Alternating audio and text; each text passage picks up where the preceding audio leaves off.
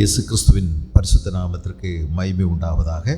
தேவனுடைய வார்த்தை இருந்து நாம் கற்றுக்கொள்வதற்கு இந்த நாளில் உங்களை வரவேற்பதிலே நான் மகிழ்ச்சி அடைகிறேன். யோபுனுடைய சரித்திரம் 22வது அதிகாரத்திற்கு தயவாக திருப்பிக் கொள்ளுங்கள். யோபு 22ஆம் அதிகாரம். இந்த அதிகாரத்தை மேலோட்டமாக வேகமாக சுருக்கமாக நாம் பார்த்து முடிக்கப் போகிறோம். யோபு 22ஆம் அதிகாரம். அப்பொழுது தேமானியனான எலிப்பாஸ் பிரதியுத்தரமாக என்று ஆரம்பிக்கிறது. தேமானியனாகிய எலிப்பாஸ். இந்த எலிப்பாஸ் என்பவர் 3 நண்பர்களில் முதலாவது பேச ஆரம்பித்தவர். சரிதானா? 3 பேர்: எலிப்பாஸ், சோப்பார், பில்தாத். இந்த எலிப்பாஸ் தான் முத பேச ஆரம்பித்தார். அநேகமாக அவருடைய உரையிலிருந்து வெளிப்படுவது அவர் வயதில் மூத்தவர், அனுபவங்களில் மூத்தவர், அறிவில் மூத்தவராகவும் இருக்கலாம். அவருடைய வார்த்தைகள் பல நேரங்கள்லையும் அப்படிப்பட்ட உயர்ந்த சிந்தைகள், சித்தாந்தங்களை அவர் எடுத்து சொல்கிறார். அதனாலேயோ என்னமோ அவர் முதலாவது பேசுகிறார். இப்போ 2 கட்டமாக பேச்சுவார்த்தை முடிவுக்கு வந்துவிட்டது. இப்பொழுது 3வது கட்ட பேச்சுவார்த்தை இந்த 22வது அதிகாரத்திலே ஆரம்பிக்கிறது. ஆனால் இந்த எலிப்பாசும் பில்தாத்தும் தான் பேசுகிறார்கள், சோப்பார் பேசுவதில்லை. அது முடிந்து விட்டது. 20வது அதிகாரத்தோடு முடிந்து விட்டது. இப்பொழுது இந்த எலிப்பாஸ் பேசுகிறார். கடைசி முறையாக பேசுகிறார். கடைசி முறையாக அவர் பேசும்போது என்ன பேசுகிறார் என்பது சற்று முக்கியத்துவம் வாய்ந்தது. இனி பேச போகிறதில்லை. சோப்பார் வாய் அடைத்து போனது. இனி அவர் பேச மாட்டார். யோபுனுடைய பதில் அவருக்கு நறுக்கென்று தொட்டது. அவருக்கு இனி பேசுவதற்கு வார்த்தைகள் இல்லை. அவர் அதை சிந்திக்க ஆரம்பித்தார். என்னை கவனித்து பாருங்கள் என்று யோபு சொன்னார்.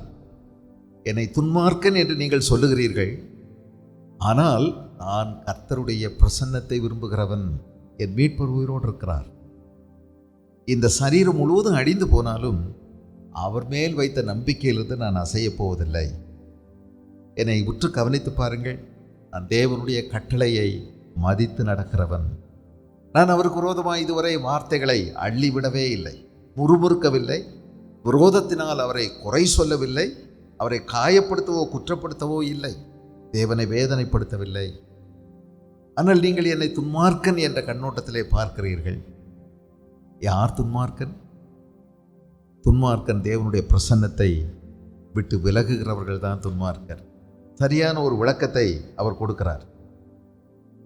இந்த சோப்பாருக்கு அதோடு அவர் சிந்திக்க ஆரம்பித்தவர் பேசுவதை நிறுத்திவிட்டார். ஆனால் எலிப்பாஸ் தான் முதல் பேசினவர். 2 கட்ட பேச்சுவார்த்தை முடித்து விட்டார். 3வது பேச ஆரம்பித்து விட்டார். சரிதானா? இப்போ 3வது பேசுகிற இவர் இந்த அதிகாரத்திலே நீங்கள் கவனிப்பீர்களானால் ஒரு 4 பகுதியாக இந்த அதிகாரங்களை பிரிக்கலாம். 1லிருந்து 4 அது ஒரு பகுதி. அந்த 1லிருந்து 4 வரைக்கும் உள்ள பகுதியை நம்ம வாசிக்கும் போது இந்த யோபுவை நேரடியாக குற்றப்படுத்துகிறார். நீ நீதிமானாய் இருக்கிறேன் என்று சொல்லுகிறாயே, நீ நீதிமானாய் இருப்பதனால் அவருக்கு என்ன பிரயோஜனம் என்று நேரடியாக காட்டமான ஒரு பதிலை அவர் பேச ஆரம்பித்து விட்டார். 1லிருந்து 4, அப்புறம் 5லிருந்து 14 வரைக்கும் நேரடியாகவே பார்த்தது போலவும் தான் ஆராய்ந்து கேட்டறிந்தது போலவும் துல்லியமாக தவறான காரியங்களை சுட்டி காண்பி, துல்லியமான குற்றங்கள். ஆனால் எதுவுமே உண்மை கிடையாது. அப்படிப்பட்ட நேரடியான அவதூறான வார்த்தைகளை யோபுவின் மீது பதித்து விட்டார். இது அவருடைய 3வது கட்ட பேச்சு. இனி அவர் பேச போகிறதில்லை. ஆனால் தனக்குள்ள இருந்த அத்தனை கோபத்தையும் வர வச்சு அவர் காட்டமான ரொம்ப அபாண்டமான அவதூறான வார்த்தைகளை யோபின் மீது கொட்டி தீர்த்து விட்டார். 15-20 தான் சொன்னதற்கெல்லாம் ஆதாரம் தேடுகிறார். எங்கிருந்து தேடுகிறார்? ஒருவேளை நோவா காலத்திலே, ஒருவேளை சோதோம் கொமோராவிலே நடந்த விஷயங்கள், இவைகளை எல்லாம் வைத்து அதற்கு சப்பக்கட்டு கட்டுறார் போல தெரியுது. ஆதாரங்கள் கடந்த காலங்களிலே, கடந்த உலக மனிதர்களுடைய வாழ்விலே நடந்ததை வைத்து அவர் முயற்சிக்கிறார். அடுத்து 21-30 வரைக்கும் மனந்திரும்பும்படி நேரடியாகவே சொல்லுகிறார். மனந்திரும்பு, யோபுவை பார்த்து சொல்லுகிறார், மனந்திரும்பு, ஆண்டவர் உனக்கு இறங்குவார். அந்த இடத்துல தயவு இருக்கிறது, கனிவு இருக்கிறது அந்த வார்த்தையில் மட்டும். ஆக இப்படி இந்த அதிகாரம் முடிவுக்கு வருகிறது. இதுதான் எலிப்பாசினுடைய கடைசி பேச்சுவார்த்தை. இந்த 3 கட்ட பேச்சுவார்த்தைகளை நம்ம கவனிக்கும் போது, முதல் கட்ட பேச்சுவார்த்தை அதிலே யோபனுடைய அறிவுக்கு தாக்குதல்களை கொடுத்தார்கள். அவனுடைய அறிவுக்கு நிறைய தாக்குதலான வார்த்தைகளை, யோசித்து பார், சிந்தித்து பார், நீ உன்னை பற்றி ஆராய்ந்து பார், இப்படியே யோசிக்கும்படி அறிவுக்கு தாக்குதல்களை முதல் கட்ட பேச்சுவார்த்தைகளிலே 3 பேரும் செய்தார்கள். 2வது கட்ட பேச்சுவார்த்தையிலே அவருடைய உள் மனதிற்கு, இன்னொரு விதமாய் சொன்னால் மனசாட்சிக்கு, இது கான்ஷியன்ஸ், முதல்ல இன்டலெக்ட் அப்படின்னா, 2வது அவருடைய மனசாட்சியை தொட்டுப்பார், ஓ மனசாட்சியை நீ உற்றுப்பார், ஆராய்ந்து பார் என்று தாக்குதல்களை தொடர்ந்தார்கள். 3வது கட்ட பேச்சுவார்த்தையில் இதான் முடிவு. நேரடியான வெந்தண்ணியை அப்படியே ஊத்துற மாதிரி நேரடியாக சொல்லிட்டாங்க. ஒளிவு மறைவே இல்லை. முந்தி கூட கொஞ்சம் பதம் பார்த்து பேசினாங்க.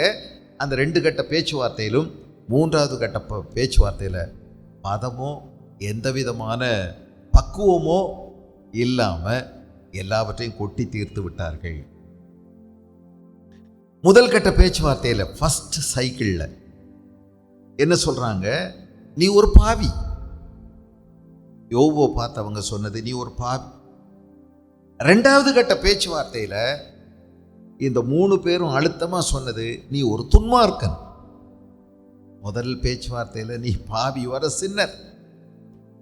ஆனால் இப்போ அடுத்த கட்டத்துக்கு கொண்டு போகிறாங்க. இவரை இன்னும் கொஞ்சம் கொடூரமாக பார்க்கிறார்கள்.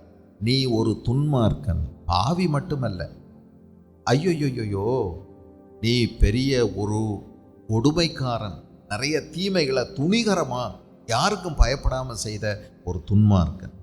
3வது கட்ட பேச்சுவார்த்தைக்கு அவங்க வரும்போது குறிப்பிட்டு இன்னென்ன பாவத்தை நீ செஞ்ச அப்படின்னு சொல்ற, இந்தந்த பாவத்தை நீ செஞ்சன்னு மனப்பூர்வமாக அபாண்டமான காரியத்தை சொல்றாங்க. நம்ம இதை கவனிக்க போறோம். இந்த விஷயத்தை எல்லாம் நம்ம கவனிக்கும் போது பிசாசு என்னங்க சொன்னா யோபுவை பற்றி? ஆண்டவரிடத்தில் பிசாசு என்ன சொன்னா யோபுவை பற்றி? அவன் விருதாவாகவா உம்மை சேவிக்கிறான், அவன் விருதாவாகவா உம்மை ஆராதிக்கிறான். நீர் அவனுக்கு நிறைய கொடுத்துருக்கீங்க, அதனால அவனுக்கு இருக்கிறதையெல்லாம் சுற்றி அப்படியே வேலி போட்டு பாதுகாப்பாக வச்சுருக்கீங்க. அவன் எல்லாவற்றையும் நல்லா அனுபவிச்சுட்டு என்ன செய்கிறான் தெரியுமா? சும்மா அவன் உங்களை துதி பாடுறான். இது வெறும் மாய்மாலம். அந்த வேலையை எடுத்து பாருங்க, அப்போ தெரியும் அவனுடைய கூட்டு. அவன் ஒரு மாய்மாலக்காரன், அவனுடைய வேஷம் வெளுத்துரும். என்ன பாருங்க, எடுத்து பாருங்க. ஆண்டவர் இல்லை, அவன் உத்தமனும் சன்மார்க்கனும் தேவனுக்கு பயந்து பொல்லாப்புக்கு விலகுகிற அவனைப் போல பூமியில் ஒருவனும் இல்லை என்று சொல்லியும் இவன் மேல் சுமத்தக்கூடிய குற்றச்சாட்டு இஸ் a hypocrite, அவன் ஒரு மாய்மாலக்கார். இதேதான் யார் சொன்னாங்க தெரியுமா? இந்த 3 நண்பர்களும் சொல்லுகிறார்கள். இந்த 3 நண்பர்களும் தெய்வ பக்தி உள்ளவர்கள். நீங்க அதை தெரிஞ்சுக்கணும். அவங்க தேவனை விசுவாசித்து தேவனை நேசிக்கிறவர்கள், கர்த்தரை அறிந்தவர்கள். அவங்களுடைய தியாலஜி எல்லாம் ரொம்ப ரைட்டுங்க. தேவனை பற்றி இந்த 3 பேர் பேசுறாங்கல்ல, இதெல்லாம் நல்ல கருத்துக்கள். அதனால இவங்களை சும்மா நீங்க எடுக்க முடியாது. இவங்க நல்ல தெய்வ பயம் உள்ளவங்க, தேவனுடைய அறிவில் இருக்கிறவர்கள், கர்த்தருக்கு பயந்தவர்கள் தான். ஆனால் இவர்கள் தேவனிடத்தில் ஆலோசனை பெறுவதற்கு பதிலாக சொந்த மனதினால் இவர்கள் ஆலோசித்து பேய்க்கு தூதுவர்களாக மாறிவிட்டார்கள். இவர்கள் சொல்வதெல்லாம் சரிதான், ஆனால் யோபுவுக்கு பொருந்தாது. யோபுவுக்கு பொருந்தாது. ஆகவே யோபு ஒருபுறம் தன்னுடைய சொத்துக்களை எல்லாம் இழந்து, தன்னுடைய பிள்ளைகளையும் இழந்து, இறுதியாய் தன்னுடைய சுகத்தையும் இழந்து, எல்லாவற்றையும் இழந்த நிலையில் மண்ணில் கிடந்து புரண்டு அழுது ஓலமிட்டு அவனுடைய மனக்லேசத்தில் அவன் தேவனை நோக்கி கூப்பிடும் போது, என்ன செய்தேன் ஆண்டவரே நான் என்று அவன் பலவிதங்களில் ஆராய்ந்து பார்க்கிறான். அவனுக்கு ஒன்றும் தட்டுப்படவே இல்லை. இதில் இருக்கக்கூடிய மர்மம் புரியவில்லையே என்று சொல்லி அழுகிறான். நிறைய துயரப்படுகிறான், மனக்லேசம் அடைகிறான், புலம்புகிறான். இதன் மத்தியில் இந்த 3 பேர் வந்து நல்ல காயத்தை ஏற்படுத்துகிறார்கள், மனக்காயங்களை ஏற்படுத்து.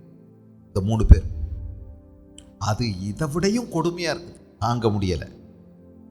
இந்த நிலையில இவங்க பேசுறத பார்க்கலாமா? இனி இந்த எலிப்பாஸ், ஒரு மனுஷன் விவேகியாய் இருந்து தனக்குத்தான் பிரயோஜனமாய் இருக்கிறதினால் தேவனுக்கு பிரயோஜனமாய் இருப்பானோ? நீர் நீதிமானாய் இருப்பதினால் சர்வ வல்லவருக்கு நன்மை உண்டாகுமோ? நீர் உம்முடைய வழிகளை உத்தமமாக்குகிறது அவருக்கு ஆதாயமாயிருக்குமோ? அவர் உமக்கு பயந்து உம்மோடே வழக்காடி உம்மோடே நியாயத்துக்கு வருவாரோ? இந்த 4 வசனங்களை கேள்விகளை பாருங்க. இவர் என்ன சொன்னார்? இதுக்கு முந்தி இவர் சொன்ன பதிலை பிடிச்சுக்கிட்டார். ஆண்டவருக்கு முன்பதாக உண்மையா இருக்கிறேன், என்னுடைய மரணமே ஏற்பட்டாலும் என் சரீரம் ஒருவேளை அழுகி இல்லாமற் போனாலும் கூட என் உத்தமத்திலிருந்து நான் தேவனை விடவே மாட்டேன். என் மீட்பர் உயிரோடு இருக்கிறார், எனக்குன்னு சொல்றதுக்கு யாரும் இல்லை, ஆனால் எனக்கு ஒருவர் இருக்கிறார், அவர் இருக்கிறார். அவர் எனக்கு மரணத்திற்கு பிறகும் அவரோடு உள்ள உறவை பிரிக்கவே முடியாது என்று வார்த்தைகளை சொன்னார். உடனே அதை எடுத்து எவ்வளவாய் கொடுமையான விதத்தில் விமர்சிக்கிறார் பாருங்கள். நீ அப்படி உத்தமனா இருக்கிறனே வச்சுக்கோ, அதனால ஆண்டவருக்கு என்னையா லாபம்? ஆண்டவருக்கு என்ன லாபம்? நீ கெட்டு போனா அவருக்கு என்னையா நஷ்டம்? அதான் எங்க கேள்வி. ஒரு மனுஷன் விவேகியாயிருந்து தனக்குத்தான் பிரயோஜனமா இருக்கிறதுனால் தேவனுக்கு பிரயோஜனமா இருப்பானோ? உண்மைதானா இது? இப்ப நான் உங்களை பார்த்து கேட்குறேன், நீங்க ஆண்டவரை நேசிக்கிறீங்க, ஆண்டவருக்கு பிரியமா நடக்கிறீங்க, ரட்சிக்கப்பட்டிருக்கிறீங்க, பாவ மன்னிப்பு நிச்சயத்தை பெற்றிருக்கீங்க, ஆண்டவரை ஆராதிக்கிறீங்க, வேத வசனத்துக்கு கீழ்ப்படிந்து நடக்கிறீங்க. இதனால ஆண்டவருக்கு என்ன லாபம் அப்படின்னு கேட்டா உங்களுக்கே ஒரு பெரிய குழப்பம் உண்டாயிடும். ஆமா, ஆண்டவருக்கு என்ன லாபம்? ஆண்டவருக்கு என்ன லாபமா? இல்லை, நீங்க இந்த பூமியில வாழ்ந்து சீர்கேடா நடந்து பலவிதமான தீமைகளை செஞ்சு உங்க வாழ்க்கை தாறுமாறாய் நாசமா போயிட்டோம். ஆண்டவருக்கு என்ன நஷ்டம்? ஆண்டவருக்கு ஏதாவது நஷ்டமா? நான் கெட்டு போனா அவருக்கு என்ன நஷ்டம்? நான் நல்லா இருந்தா அவருக்கு என்ன லாபம்? கேள்வி. நீ நீதிமானா இருப்பதனால் சர்வ வல்லவருக்கு நன்மை உண்டாகுமோ? அவருக்கு என்ன லாபம்? நீர் உம்முடைய வழிகளை உத்தமமாக்குகிறதற்கு அவருக்கு ஆதாயமாக இருக்குமோ? அவர் உமக்கு பயந்து உம்மோடைய வழக்காடி உம்முடைய நியாயத்துக்கு வருவாரோ? ஆனால் இப்படி சொன்ன இவர் ஒன்று ஆண்டவர் தண்டிக்கிறாரு தண்டிக்கிறாரு தண்டிக்கிறாருன்னு சொல்லிக்கிட்டே வரல. அப்போ ஒரு கேள்வி வருது, நான் நல்லா இருந்தால் அவருக்கு லாபம் இல்லை, நான் கெட்டு போயிட்டா அவருக்கு நஷ்டமும் இல்லை, ஆனால் என்ன தண்டிக்கிறாரு நான் தீமை செஞ்சதுக்கு? அப்போ ஆண்டவருடைய கவர்மெண்ட் எப்படி வேலை செய்யுது? இவருடைய சிந்தனையின்படி நம்ம கேள்வி எழுப்ப வேண்டியது, தண்டிக்கிறது மட்டும்தான் அவருடைய வேலையா? தண்டிக்கிறது மட்டும் ஆண்டவருடைய வேலையா? இப்போ யோபு தண்டிச்சிருக்கிறாரு தண்டிச்சிருக்கிறார் தண்டிச்சிருக்கிறாரு, நீ பெரிய பாவம் செஞ்சிருக்கிற, ஆகவே துன்மார்க்கனை அவர் பயங்கரமாக இல்லாமல் ஆக்கிடுவார், அவனுடைய விளக்க அணைச்சிருவார், அவனை நிமிஷத்தில் நாசமாக்கிடுவார், அவன் சொத்தெல்லாம் பிடிக்கிடுவார், அவன் பிள்ளைகளை அழிச்சிருவார், அவன் சுகத்தை கெடுத்துருவார், அவன் சமாதானமாக தூங்க முடியாது, அம்புட்டையும் நாசமாக்கி தள்ளிடுவார் அப்படின்னு சொன்ன இவங்க ஆண்டவரை பற்றி அவங்களுடைய அறிவு முழுமையானது தானா என்று யோசிக்க வேண்டியது இருக்கு. தியாலஜியெல்லாம் அவங்கள்ட்ட தெரியும், கடவுளை பற்றிய அறிவு இருக்கிறது, ஆனால் ஒரு முழுமையான அறிவு அவர்களிடத்தில் இல்லை. சொல்வதில் உண்மை இருக்கிறது. நான் நல்லா இருந்தால் அவருக்கு என்ன லாபம்? எதுவும் லாபம் இருக்கா? ஹலோ, நம்மெல்லாம் உருவாகிறதுக்கு முந்தைய ஆண்டவர் மட்டும்தானே இருந்தார். தேவதூதர்கள்லாம் உருவாகிறதுக்கு முந்தைய அவர் இருந்தாரே. அவருக்கு என்னதான் குறை இருந்துச்சு?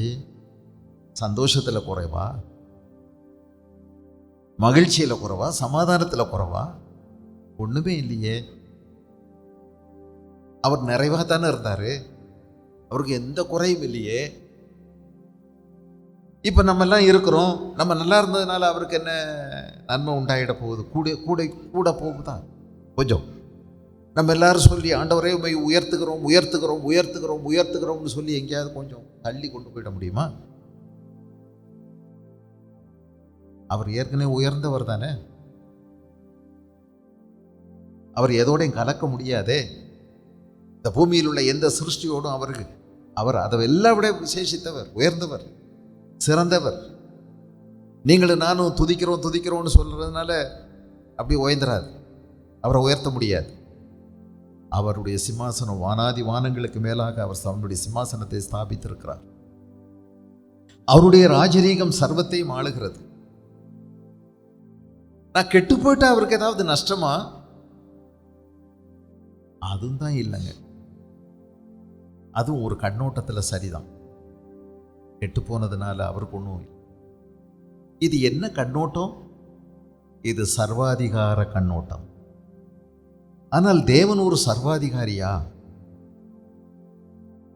சர்வாதிகார கண்ணோட்டத்தில் ஒருவேளை அது சரியா இருக்கலாம். இது இங்க மட்டும் இல்லை, இன்னும் சில இடங்களில் சொல்லியிருக்கு பாருங்க. யோபுனுடைய புஸ்தகம் 35வது அதிகாரம், யோபுனுடைய எலிகூன்னு ஒருத்தர் பேசுறார். எலிகூ அப்படின்னு ஒருத்தர் பேசுறார் 35ல். அவர் பேசும்போது 6வது வசனத்திலிருந்து கவனிங்க. நீர் பாவம் செய்தால் அதனால் அவருக்கு என்ன நஷ்டம்? உம்முடைய மீறுதல்கள் மிகுதியானாலும் அதனாலே அவருக்கு என்ன சேதம்? நீர் நீதிமானாயிருந்தால் அதனாலே அவருக்கு என்ன கிடைக்கும்? அல்லது அவர் உம்முடைய கையில என்ன லாபத்தை பெறுவார்? உம்முடைய பாவத்தினால் உம்மை போன்ற மனுஷனுக்கு நஷ்டமும் உம்முடைய நீதியினால் மனுபுத்திரருக்கு லாபமும் உண்டாகும். எது லாபம் எது நஷ்டம்? நீ நல்லா இருந்தா யாருக்கு நல்லது? உனக்கு தான் நல்லது. நீ நல்லா இருந்தா உனக்கு தான் நல்லது, உன்னை சார்ந்தவர்களுக்கு நல்லது. நீ கெட்டு போனா உனக்கு தான் கேடு, உன்னை சார்ந்தவர்களுக்கு தான் கேடு. இது உண்மைதானா? உண்மை இருக்கு, இது உண்மை இருக்கு. இது மாதிரிப்பட்ட வேத வசனங்களை நீங்க நிறைய இடங்கள்ல கவனிக்க முடியும். இது ஒரு சர்வாதிகாரி என்ற ஒரு பார்வையில் தேவனை பார்த்தீங்கன்னா அப்படித்தான். ஆனால் தேவன் ஒரு நல்ல தகப்பனுங்க, ஒரு நல்ல தகப்பன். அந்த கண்ணோட்டத்தில் பாருங்க, உன் தாய் உன்னை மறந்தாலும் உன் தகப்பன் உன்னை மறந்தாலும் நான் உன்னை மறவேன். உன்னை என் உள்ளங்கைகளில் வரைந்திருக்கிறேன். உன்னை எப்போதுமே பார்த்து கொண்டே இருக்கிற. நீ எங்கே போகிற, எங்கே வர்ற, எங்கே உட்கார்ற, எப்போ படுக்கிற. நீ படுத்து நல்லா அசந்து தூங்கும் போது அவர் உன்னை பார்த்து ரசிக்கிறாரு. நீ நல்லா சாப்பிட்டு திருப்தியாக இருக்கும்போது அவர் உன்னை பார்த்து சிரிக்கிறாரு. என் பிள்ளை சந்தோஷமாக திருப்தியாக இருக்குது, அவர் சிரிக்கிறாரு. உன் மதில்கள் எல்லாம் எப்பொழுதும் எனக்கு முன்பாக இருக்கிற. அப்படின்னா என்ன அர்த்தம்? உன்னை நான் இடைவிடாமல் உன்னை உன்னிப்பாய் கவனித்து கொண்டே இருக்கிறேன், என்னால் உன்னை மறக்கவே முடியவில்லை என்று சொல்லுகிறார். அவர் நினைச்சு பார்க்கிறவர்ல மறக்கவே முடியாதவர். நம்மெல்லாம் எப்பமாவது நினைச்சு பார்ப்போம், ஏன்னா மறந்துடுறதுனால. ஆண்டவர் அப்படி நம்மீது நினைவாகவே இருக்கிறார், அவர் மறப்பதே இல்லை. அந்த ஆண்டவரை பற்றி யோசித்து பார்த்தீங்களா? நான் உன்னை உன் தாயின் கற்பத்தில் இருக்கும்போதே தாங்கினேன், தூக்கினேன், சுமந்தேன், தப்புவித்தேன். இதுவரைக்கும் அப்படி செஞ்சேன், இனிமேலும் உன் அரை வயது வரைக்கும் அப்படி செய்வேன். அப்படியெல்லாம் சொல்லும்போது இது எப்படிங்க, எப்படின்னு யோசித்து பாருங்க. மனம் திரும்புகிற ஒரு பாவியின் நிமித்தம் பரலோகத்திலே மிகுந்த சந்தோஷம் உண்டாயிருக்கும். யார் மத்தியில? தூதர்கள் மத்தியில கூட. அப்படியானா ஒரு பாவி இங்க மனம் திரும்பும் போது பரலோகம் எவ்வளவு கொண்டாடுது பாருங்க, எவ்வளவு சந்தோஷம். காணாமற் போன ஒரு ஆடு, போனா போகுதுன்னு விடாத ஒரு மேய்ப்பன் கண்டுபிடிக்க வரைக்கும் தேடுறாரு. கண்டுபிடிச்ச பிறகு அதை அடிக்கல, துவைக்கல, அதை தூக்கி தன் தோள் மேல போட்டுக்கொண்டு ஒரு கல்லுல இருந்து இன்னொரு கல்லு மேல தாவி குதிச்சு ஆடி பாடி எல்லாரையும் வந்து கூப்பிட்டு, காணாமற் போன என் ஆட்டை கண்டுபிடித்தேன், என்னோடு கூட சந்தோஷப்படுங்கள் என்று சொல்லி ஒரு விழா எடுக்கிறாரே. கெட்டு போனா அவருக்கு நஷ்டம் இல்லையா? அவர் பெரிய நஷ்டமா உணர்றார், பெரிய நஷ்டமா உணர்றார். ஒரு பெண்ணுகிட்ட 10 வெள்ளிக்காசு இருந்துச்சு, காணாம போயிடுச்சு. அவ என்ன செஞ்சா? அவ வீட்டை பெருக்கி விளக்கை கொளுத்தி கண்டுபிடிக்க வரைக்கும் தேடினார். ஒரு அப்பனுக்கு 2 பையங்க இருந்தாங்க. இளையவன் அடம்பிடிச்சு விலகி போயிட்டான். எத்தனை தடவை சொல்லி கேட்கல. அவன் பாட்டுக்கு அவன் அம்மாவை எட்டி உதச்சிட்டான். அப்புறம் அடிக்க பாஞ்சிட்டான், கழுத்தை பிடிச்சி நெரிக்கிறான். கடைசியில் போன்னு கொடுத்துட்டாரு. அவன் போயிட்டான், எவ்வளோ தூரம் போடுமோ அவ்வளோ தூரம் போயிட்டான் அப்பனை விட்டு. ஆனால் அப்பன் மேலே நின்று பார்த்துக்கிட்டே இருக்கிறார். என்னைக்கு வருவான்னு பார்த்துக்கிட்டே இருக்கிறார். வழி மேலே விழி வச்சு பார்க்குறார். ஒரு நாள் அவனுக்கு கண்டுபிடிக்க முடியலை, ஆனால் இவர் கண்டுபிடிச்சிட்டாரு. என் மகன் தான் வர்றான்னு சொல்லி அவன் என்ன கோலத்தில் கிடக்கிறான் பாருங்க. ஆனால் ஓடி போய் என் மகன் தான் துல்லியமாக கண்டுபிடிச்சிட்டாரு. கழுத்தை கட்டி பிடிச்சி உன்னையுமே அவனை சொல்ல விடலையே. எவ்வளோ பெரிய விருந்து அங்கே நடத்துகிறார். என்ன இயேசுவின் அன்பு! நம்ம யாருங்க? ஒன்றுமே இல்லை. நானும் மனுஷன் அல்ல, வெறும் புழு, வெறும் ஒரு புழு. ஆபிரகாம் சொல்றார் ஆண்டவர்கிட்ட, தூசியும் சாம்பலுமான நான் உம்மோடு கூட பேச துணிந்தேன். வெறும் தூசி சாம்பல், அது கூட இல்லை, நம்ம ஒண்ணுமே இல்லை. ஆனால் நம்மை ஒரு பொருட்டாக அவர் நினைக்கிறார். நீங்கள் எனக்கு விசேஷித்தவர்கள் என்று சொல்லுகிறார். இந்த பூமியில் உள்ள எல்லா ஜீவன்களை விட நம்மை அவர் தம்முடைய சாயலில் உருவாக்கி தம்முடைய சுவாசத்தை நமக்கு ஊதி நம்மை ஜீவாத்மாவாக மாற்றி நம்மோடு உறவுக்காக ஏற்படுத்தி இருக்கிறார். நம்ம எதுக்காக உருவாக்கப்பட்டோம்? அவருடைய மகிமையின் புகழ்ச்சிக்காக உருவாக்கப்பட்டோம். உறவுக்காக நாம் உருவாக்கப்பட்டிருக்கிறோம். என்ன பெரிய உறவு!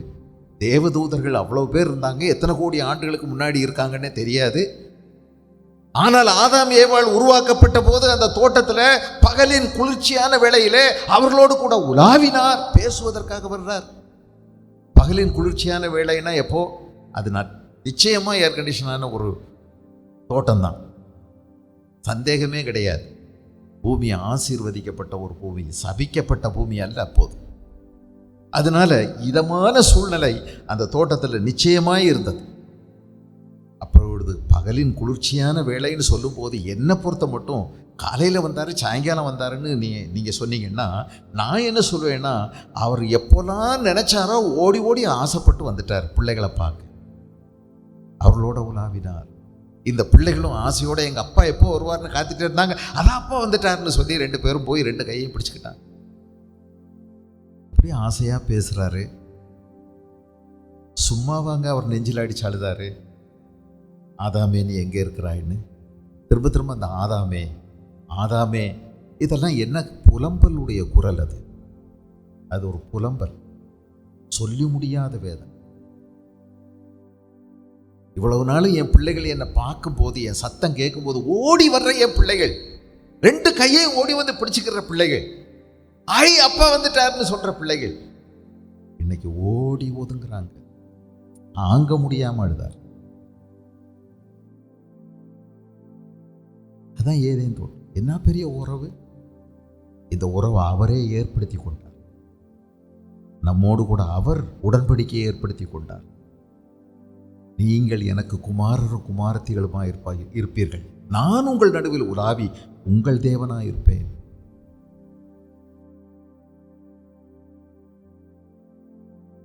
பெரிய நஷ்டமா அவர் உணர்றார். பெரிய நஷ்டமா உணர்றார். ஒரு மனிதன் இந்த உலகம் முழுவதையும் ஆதாயமாக்கி கொண்டாலும் தன் ஜீவனை நஷ்டப்படுத்தினான் அவனுக்கு என்ன லாபம்? தன் ஜீவனுக்கு ஈடாக என்னத்தை கொடுப்பான்? உலகம் முழுவதும் உள்ள சொத்து சம்பத்து, இந்த பூமியில் உள்ள வெள்ளி பொன் வைரம் வைடூரியம் மாணிக்கம் மரகதம், இந்த பூமியில் உள்ள அத்தனை விசேஷித்த பொருட்களையும் நீங்க ஒண்ணாக்குனாலும் ஒரு மனுஷனுடைய ஆத்மாவுக்கு அது இணையே கிடையாது. நீங்கள் என்னுடைய சம்பத்து என்று சொல்லுகிறார், நீங்கள் என்னுடைய சொத்து என்று சொல்லுகிறார். ஒரு வியாபார கண்ணோட்டத்தில் பார்த்தா கூட இயேசுவை வியாபாரின்னு பார்த்தா கூட அவர் என்ன சொன்னார் தெரியுமா? ஒரு வியாபாரி கண்டுபிடிச்சானா, ஒரு பெரிய முத்து இருக்கிறத பார்த்தானா, அவனுக்கு கண்ணில் பட்டுருச்சு. அதனால தனக்கு உண்டானதை எல்லாம் விற்று அந்த அந்த அந்த முத்தை எடுக்கிறதுக்காக அதுக்கு பரிசா கொடுத்து அதை பெற்றுக்கொண்டான். பரலோக ராஜ்யம் விலையேற பெற்ற முத்தை தேடுகிற வியாபாரிக்கு ஒப்பாயிருக்கிறது. நீங்க அவருடைய கண்மணி. உன்னை தொடுகிறவன் என் கண்ணின் கண்மணியை தொடுகிறான். அவருடைய சொத்து, அவருடைய முத்து. உன்னை என் கையில் முத்திரை மோதிரமாய் வைத்திருக்கிறேன். ஒரு காலத்தில் அவருடைய முத்திரை மோதிரமாக லூசிஃபர் இருந்தான். எல்லா சைனும் அவன் தான் பண்ணான், எல்லா ஆர்டரும் அவன் தான் போட்டான். ஆனா பெருமையினால வீழ்ச்சி அடைந்தான். அவனை இழந்த பிறகு மனிதனை உருவாக்கினார். எவ்வளோ அவனோட உறவை வைத்துக் கொள்ளுகிறார். இந்த பூமியில நம்மை தேடி தம்முடைய சொந்த குமாரன் என்றும் பாராமல் மிகப்பெரிய தியாகத்தை பிதாவாகிய தேவன் செய்தார். எவ்வளோ பெரிய ஆச்சரியமான அன்பு! பூமியில தேடி வந்தார்கள். ஈன லோகத்தில் இயேசு ஏன் பிறந்தார்? ஈன பாவிகளை மீட்கவே பிறந்தார். நீசர்கள். அவருக்கு நாம கொடுத்த பரிசு என்ன? அடி உத அவமானம், கன்னத்தில் அற, தாடியை பிடிச்சி இழுத்து அவர் முதுகெல்லாம் கிழிச்சு அறகுற நிர்வாணமாக்கி கொண்டு போய் சிலுவையில் தொங்க விட்டு அங்கேயும் ஈட்டினால குத்தி. இதான் நாம அவருக்கு கொடுத்த பரிசு. நாம கொடுத்த பரிசு இன்னைக்கும் அவருடைய சரீரத்தில் இருக்கிறது. அந்த காயத்தின் தழும்புகள் இன்றைக்கும் இருக்கிறது. இது என்ன உன் உடம்பெல்லாம் காயம்னு கேட்டா, என் சிநேகிதருடைய வீட்டில் அப்படின்னு சொல்லிட்டாரு. துரோகிகள் என்னை இப்படி செய்தார்கள் என்று சொல்லவே இல்லை இயேசு.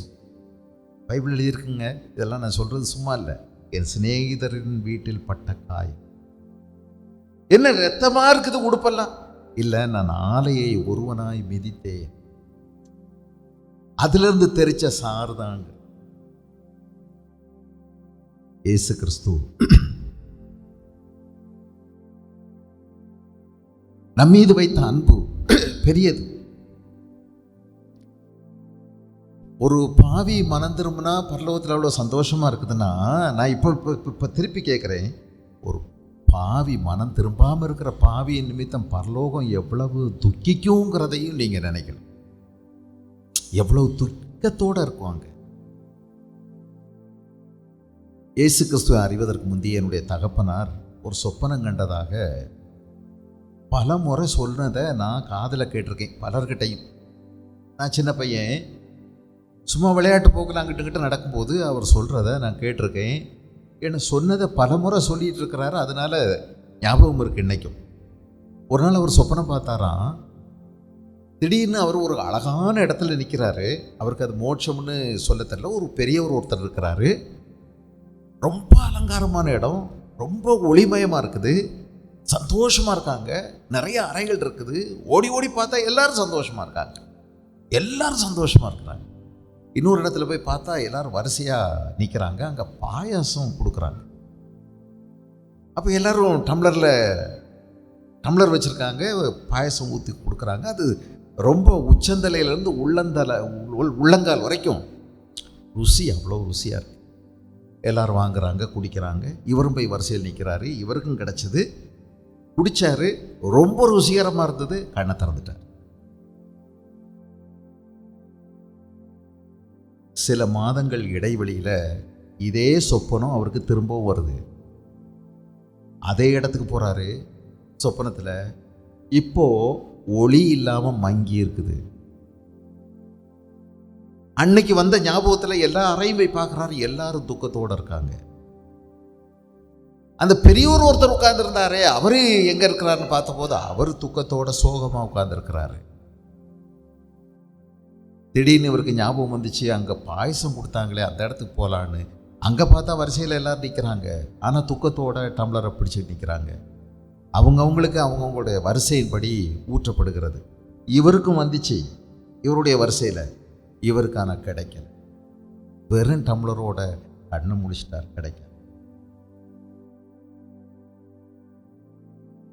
ஆண்டவர் சொல்லலையா, மனம் திரும்பாத உனக்காக பரலோகம் துக்கிக்குதுன்னு சொல்லலை? நம்ம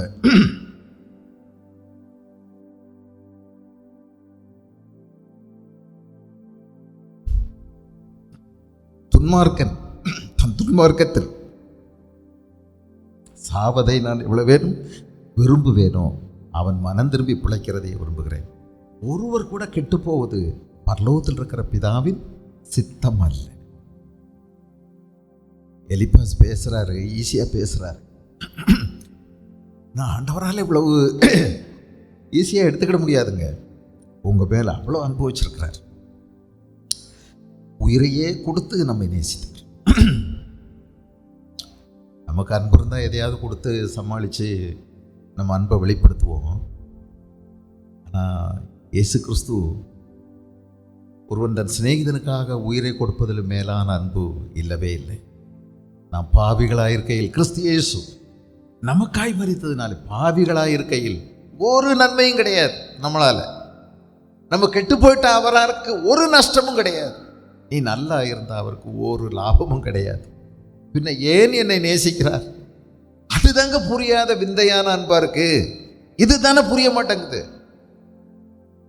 உங்களுக்கு புரிஞ்சிருச்சா? எனக்கு புரிய மாட்டேங்குது. எலிபாஸ், பில்தாத், சோபாருக்கு இந்த ஒரு பக்கம் புரியலையே, தெரியல. மற்றதெல்லாம் கரெக்ட், ஆனால் இது புரியல. உங்களை என்னை நேசிக்கிற இயேசு ஏன் இந்த அவமானங்களை ஏற்றுக்கொண்டார்? ஏன் இந்த பாடுகளை சகித்தார்?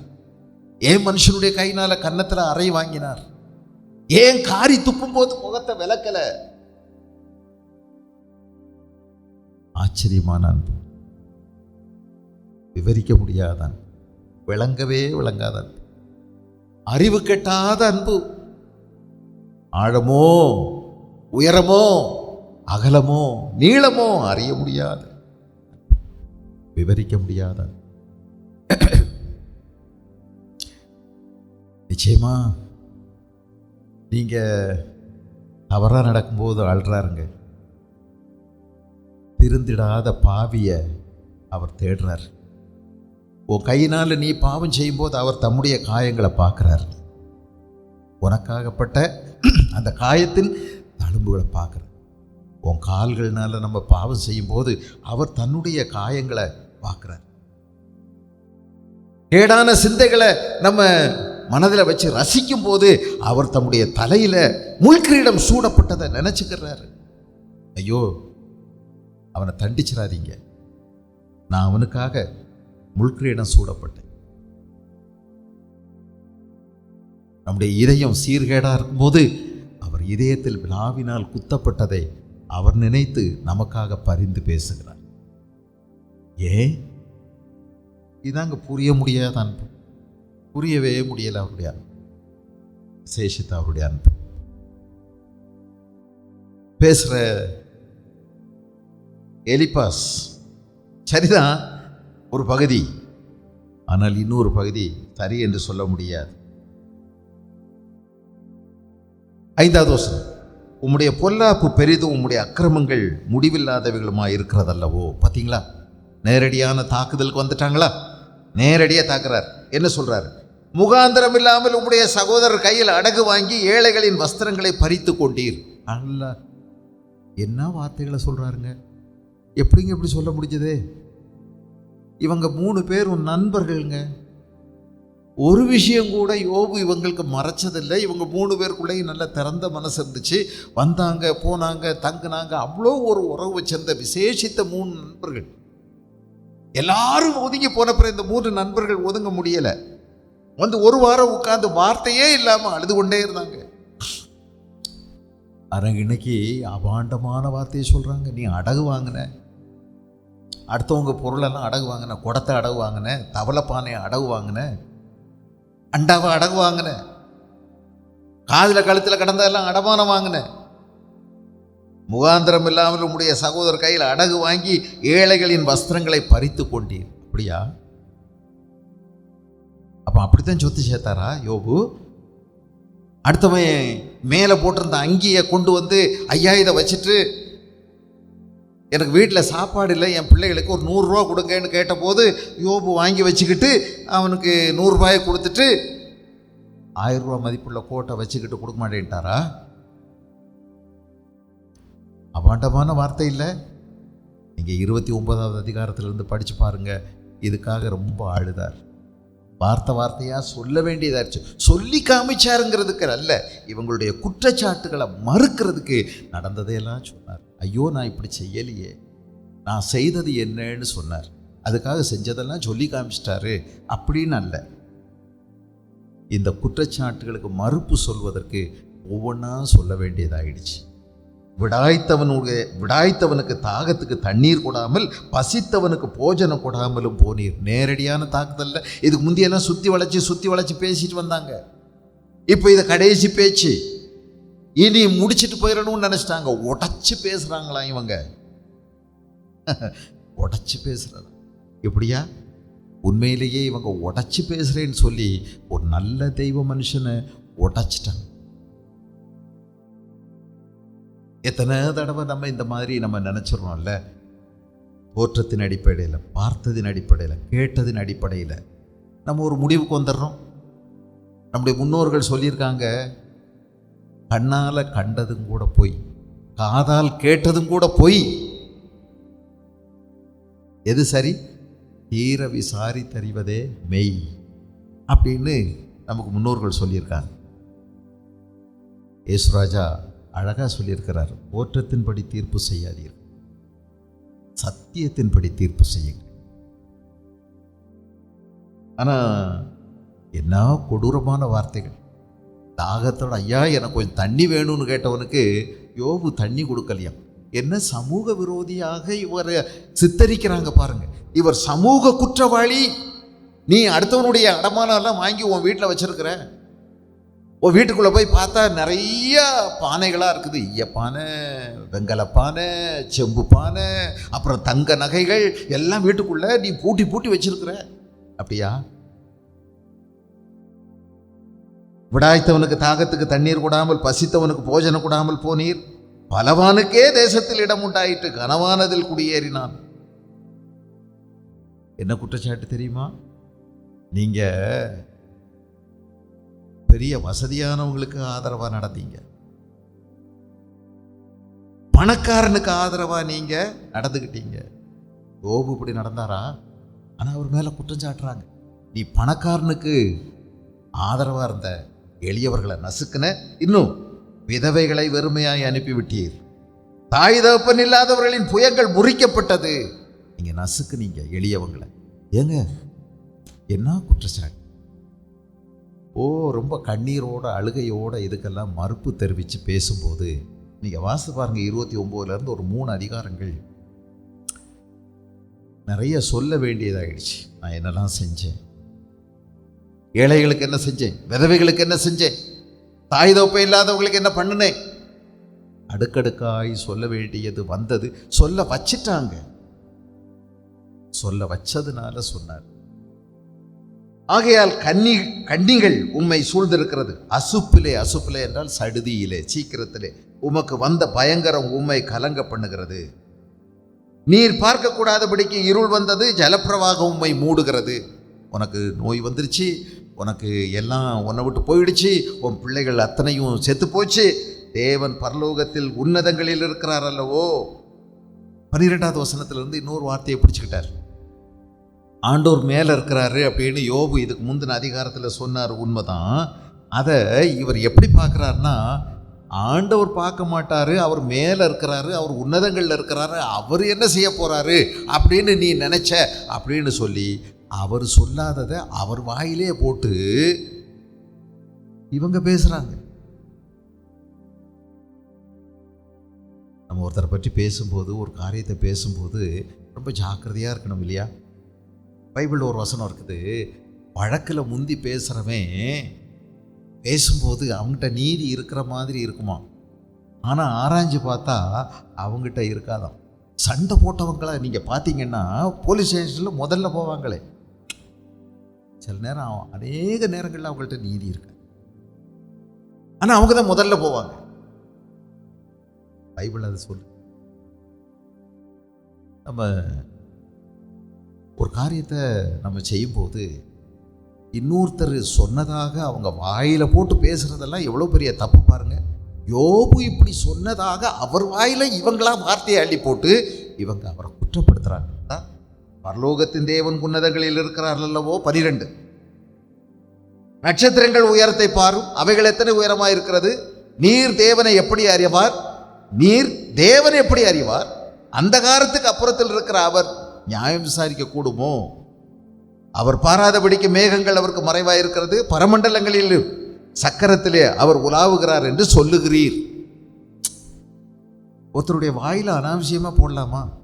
அவங்க சொல்லாததை நம்ம ஜாக்கிரதையா இருக்கணுங்க. சண்டை வந்தது சரி, சண்டை வந்தா என்ன செய்யணும் தெரியுமா? நான் என்ன சொன்னேன், அவங்க என்ன சொன்னாங்க, இது ரெண்டையும் யார் சொல்றா? யார் சொல்ல மாட்டாங்க. எல்லாரும் என்ன சொல்லுவாங்க?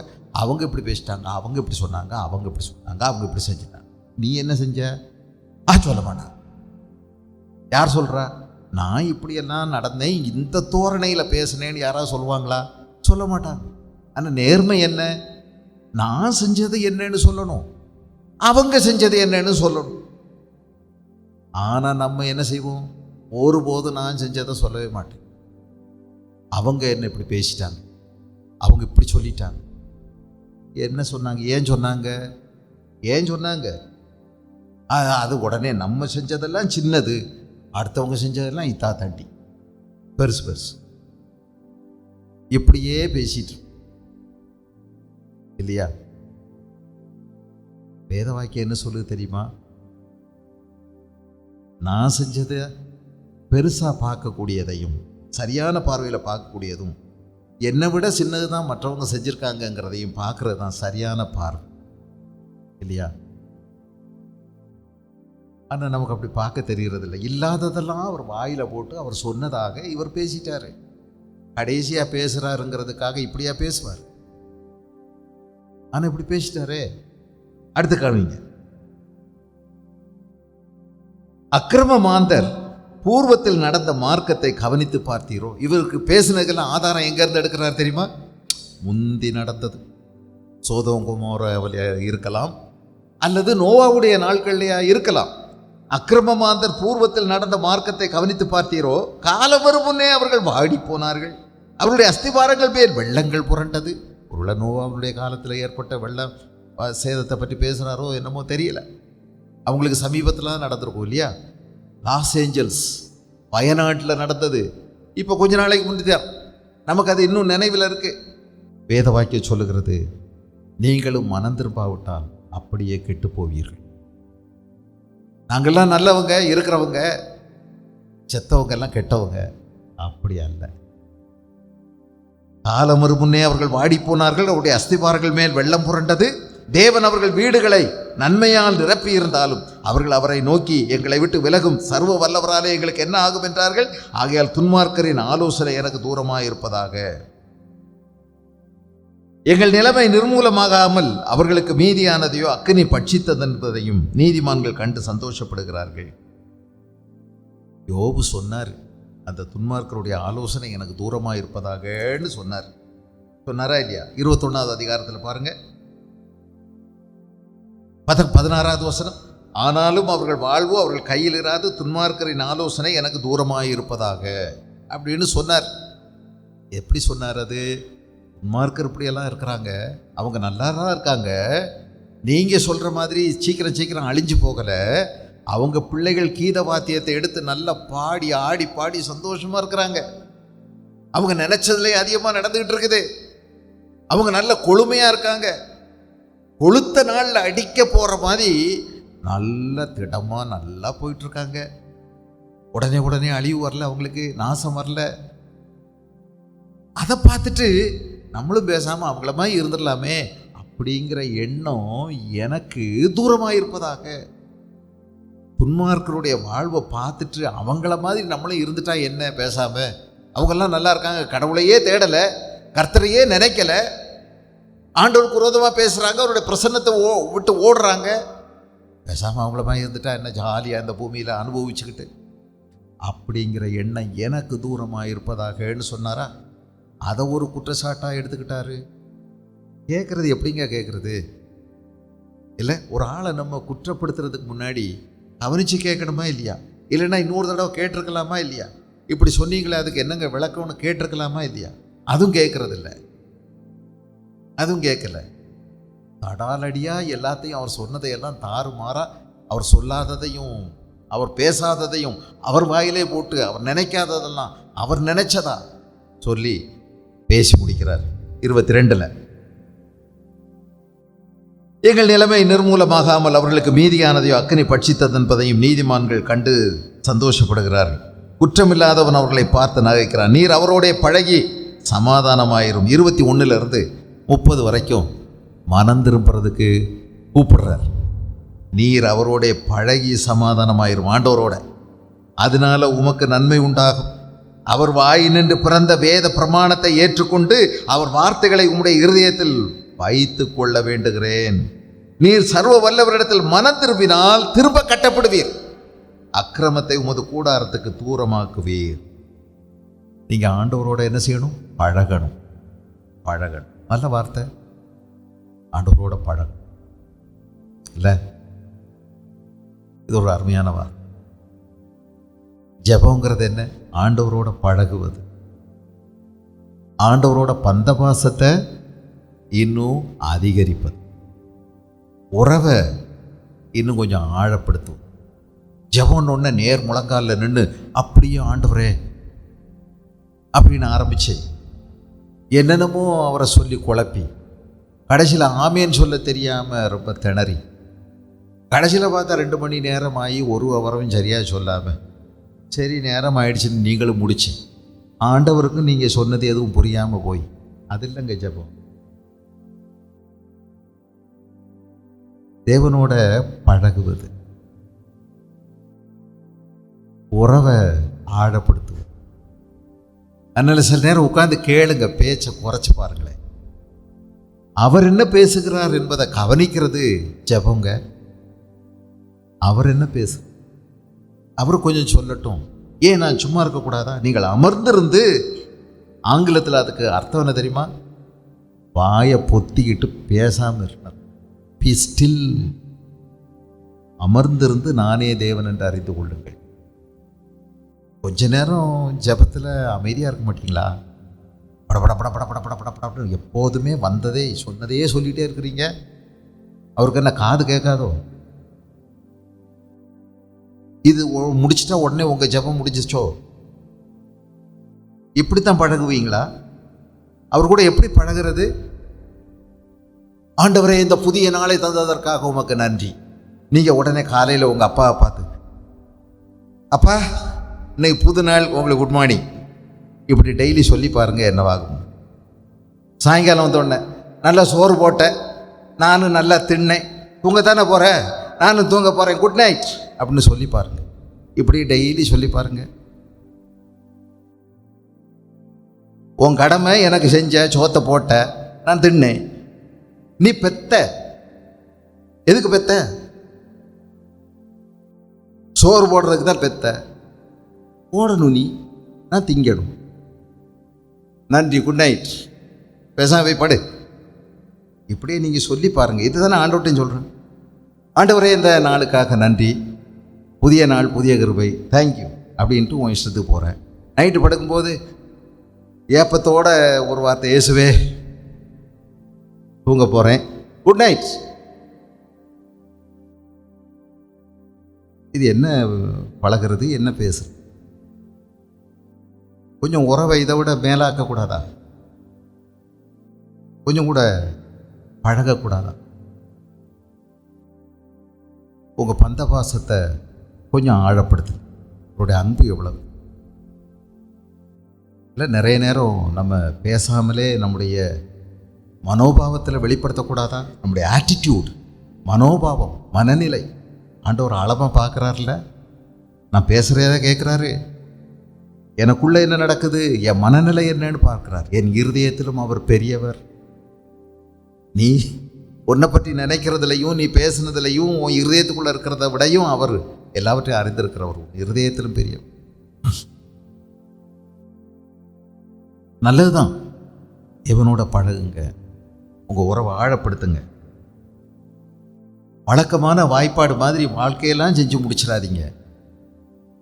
ஒரு நாள் பரலோகத்துக்கு போக போகிறோம். அப்போ அவர் கூட நம்ம ஆண்டாண்டு காலமாக, யுக யுகமாக அவரோட கூட நம்ம நேரத்தை கழிக்க போகிறோம். இதே தான் பேசிகிட்டு இருப்பீங்களா? அவரோட உள்ள உறவு பெருசு. நிறைய நேரங்களில் அன்புக்கு வார்த்தை இல்லைங்க. அன்புக்கு வார்த்தை கிடையாது. ஆழமான அன்பில் நிறைய நேரம் வார்த்தைகளே கிடையாது. ரசனை தான். அதாங்க ஆராதனை. எவ்வளோ பெரியவர், எவ்வளவு மேன்மையான காரியங்களை செய்திருக்கிறார், எவ்வளவு நல்லவர், எவ்வளவு உன்னதர். இதையெல்லாம் யோசிக்கிறதாங்க ஆராதனை. வார்த்தைகளுக்கு அப்பாற்பட்டு போயிடுது அன்பு. நல்ல அருமையான வார்த்தைகள். தேவனோட பழகுங்க. அப்புறம் என்ன சொல்றாரு? அவர்கிட்ட நீங்க பேசுங்கன்னு சொல்றார். நீர் சர்வ வல்லவரிடத்தில் மனம் திரும்பினால் திரும்ப கட்டப்படுவீர். 23, அக்கிரமத்தை உமது கூடாரத்துக்கு தூரமாக்குவீர். பாவங்களை அறிக்கையிட்டு விட்டு விடுங்கள். அப்பொழுது தூளை போல் பொன்னையும் ஆற்று கற்களை போல் ஓப்பீரின் தங்கத்தையும் சேர்த்து வைப்பீர். அப்பொழுது சர்வ வல்லவர் தாமே உமக்கு பசும் பொன்னும் உமக்கு சொக்க வெள்ளியுமாயிருப்பார். அப்பொழுது சர்வ வல்லவர் மேல் மனமகிழ்ச்சியாயிருந்து தேவனுக்கு நேராக உம்முடைய முகத்தை ஏறெடுப்பீர். நீர் அவரை நோக்கி விண்ணப்பம் பண்ண அவர் உமக்கு செவி கொடுப்பார். அப்பொழுது நீர் உம்முடைய பொருத்தனைகளை செலுத்துவீர். நீர் ஒரு காரியத்தை நிர்ணயம் பண்ணினால் அது உமக்கு நிலைவரப்படும். ரொம்ப சாதுவான வார்த்தைகள்னால பேசுகிறாரு, அன்பான வார்த்தைகள்னால பேசி முடிக்கிறாரு. இதுதான் இவர் பேசுகிறதுனுடைய கடைசி. இனி இவர்களுடைய சத்தம் கேட்க முடியாது. உம்முடைய பாதைகளில் வெளிச்சம் பிரகாசிக்கும். மனுஷர் ஒடுக்கப்படும் போது திடப்பட கடவார்கள் என்று நீர் சொல்ல தாழ்ந்தோர் ரட்சிக்கப்படுவார்கள். நீங்கள் எல்லாத்தையும் மாற்றிக்கிடுங்க. இதுவரைக்கும் நீங்கள் ஒடுக்குனீங்க ஜனங்களை, இனி ஒடுக்காதீங்க. ஒடுக்குனவங்களுக்காக ஜெபம் பண்ணுங்க. அவங்கள தூக்கி விடணும்னு சொல்லி ஆண்டவர்கிட்ட கேளுங்க. அப்போது தாழ்ந்தோர் ரட்சிக்கப்படுவார்கள். குற்றமற்றிராதவனையும் கூட தப்புவிப்பார். உம்முடைய கைகளின் சுத்தத்தின் நிமித்தம் அவன் தப்பி போவான் என்றான். இந்த வார்த்தைகள்லாம் அருமையான வார்த்தைகள் தான். தேவனோட பழகணும், திரும்பணும், தேவனை நோக்கி திரும்பு. பாவங்களை அறிக்கையிடு, தப்பிதத்தை விட்டு விலகு, மறைக்காத. அருமையான வார்த்தைகள். தேவனோட நல்ல உறவை வச்சுக்கிறதுக்கு சுத்த இதயத்தோட கர்த்தரை தொழுது கொள்ள வேண்டும். நேர்மையாக நடக்க வேண்டும். ஒளிவு மறைவில்லாம் உள்ளதை உள்ளபடி திறந்த மனசோட பேசிடுங்க.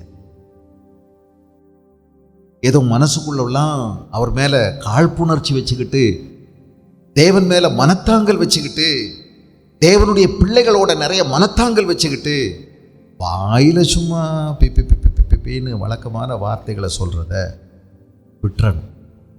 உறவை மேம்படுத்துங்கள் தேவனோடும் மனிதரோடும். இல்லையா? ஆண்டவர் இதை ரெண்டையும் ரொம்ப விரும்புகிறார். கண்ட சகோதரனிடத்தில் அன்பு கூறாதவன் காணாத தேவனிடத்தில் எப்படி அன்பு கூறுவான்? தேவன் மேல நம்ம வச்சிருக்கக்கூடிய அன்பை அளக்கிறது எதை வச்சு? நாம் நம்மிடத்தில் அன்பு கூறுவதை வைத்து. நீங்கள் ஒருவரில் ஒருவர் அன்பு கூறுவதாய் வைத்து தேவன் பேர்ல உங்களுக்கு அன்பு இருக்குதா, எவ்வளவு அன்பு இருக்குது அப்படின்னு அளந்துடலாங்கிறாங்க. அதான் வேதம். இல்லையா? நான் ஒருவன் ஒளியில் இருக்கிறேன் என்று சொல்லியும் தன் சகோதரனை பகைத்தால் அவன் ஒளியில் நடவாமல் இருளிலே நிலை கொண்டிருக்கிறான்.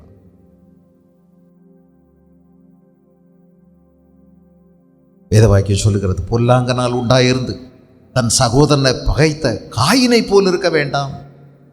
எதன் நிமித்தம் அவன் தன் சகோதரனை பகைத்தான்? தன்னுடைய கிரியைகள் பொல்லாதது, அவனுடைய கிரியைகள் நீதி உள்ளதுமாய் இருந்ததின் நிமித்தம் தானே. அவன் ஒரு மனுஷ கொலைபாதகன், அது போல இருக்காதீங்கன்னு சொல்றார். தேவன் பேரில் அன்பு. மனுஷரோட தேவனை பார்க்கவே முடியாது, தொட முடியாது. அவருக்கு முகத்தை பார்த்து அவருடைய முகத்தில் ஒரு முத்தம் கொடுக்க முடியாது. அப்படி இருக்கும்போது இந்த அன்பை எப்படி பார்க்கறது?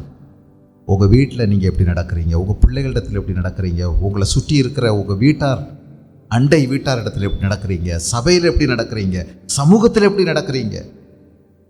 நீங்கள் ஒருவரில் ஒருவர் அன்பு உள்ளவர்களாக இருந்தால் நீங்கள் என்னுடைய சீஷர்கள் என்று எல்லாரும் அறிந்து கொள்வார். தேவனோடு உள்ள பழக்கம் நமக்கு அதிகரிக்கட்டும்.